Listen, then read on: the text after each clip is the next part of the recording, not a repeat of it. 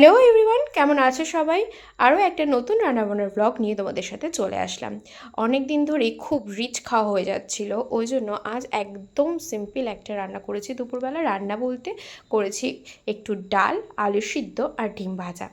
তো আজকে করেছি তোমাদেরকে দেখাচ্ছি সেই ডালটার রেসিপি।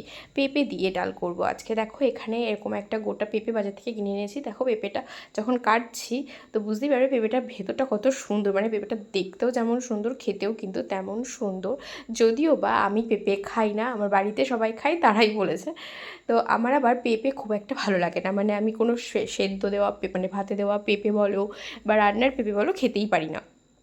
আমি একদম গন্ধ সহ্য করতে পারি না, কিন্তু কাঁচা পেঁপে কিন্তু আবার খেতে পারি। জানি না এরকম তোমাদের সাথে হয় কি না। তো তোমরাও যদি এরকম কাঁচা পেঁপে খেয়ে থাকো অবশ্যই কমেন্টে জানিও।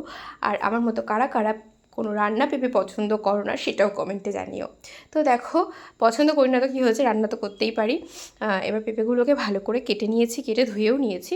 একটু বড় বড় সাইজে রেখেছি, যেহেতু সিদ্ধ হওয়ার পরে নরম হয়ে যাবে, তাই জন্য একটু বড় বড় সাইজে রেখেছি। তারপর দেখো এদিকে ডালটা সিদ্ধ হয়ে গেছে, ওই জন্য ডালটাকে ভালো করে ঘেটে দিয়ে এবার ওর মধ্যে জল দিয়ে দিয়েছি আর দিয়ে দিয়েছি অল্প একটু হলুদ। ডালে আবার বেশি হলুদ দিলে নাকি ভালো লাগে না, তাই জন্য বেশি হলুদ দিইনি, ওই জন্য অল্পই হলুদ দিয়েছি। তারপরে দেখো পেঁপেগুলো দিয়ে দিয়েছি। এবার পেঁপেটা সিদ্ধ হওয়ার জন্য একটু ওয়েট করতে হবে। হ্যাঁ, পেঁপে সিদ্ধ হতে কিন্তু একটু টাইম লাগে।